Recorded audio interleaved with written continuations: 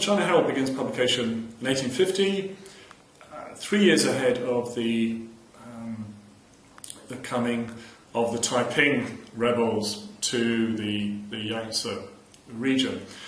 And its first editor, Henry Sherman, was a devout Protestant. So in fact, the North China Herald has a lot of very important early foreign documents about the Taiping Rebellion, for example. And in general, over the near century of its publication, it is a great source of translations of documents from government, Chinese government, from Chinese rebels, from local warlords and local militarists, and other organisations.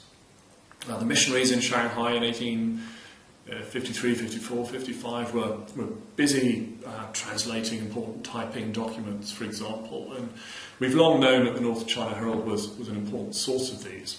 But if we look beyond that period, it has a great deal of information which is translated from the Chinese into English. So it's a great resource for teaching on that score, for history courses, but also for understanding what information foreigners had at their fingertips in Shanghai at various key points, which is of tremendous value to understanding how they acted, why they acted, and what they thought.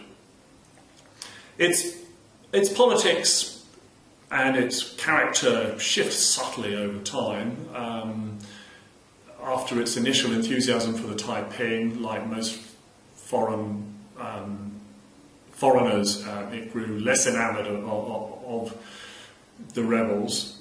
Sometimes it's very heavily commercially focused and isn't really pushing any particular policy line.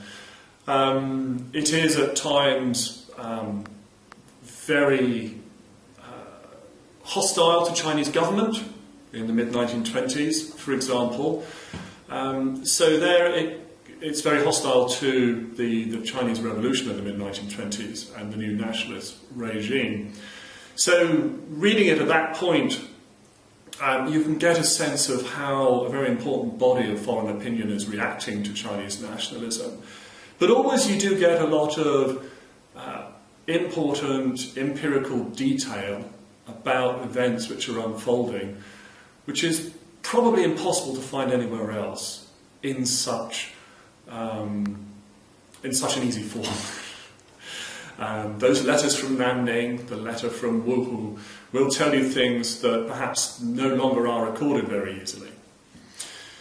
So the North China Herald is a resource in and of itself that's very important. It's also a portal for further research beyond that into much more inaccessible sources where they might survive, such as Chinese language newspapers or Chinese records.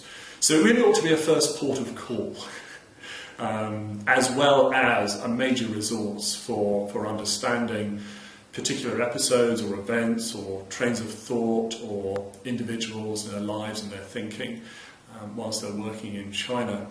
It's a great tool for mapping out a research program, as well as for going quite a long way in many ways to delivering on a research program on issues in China's internationalized history in the 19th and 20th centuries.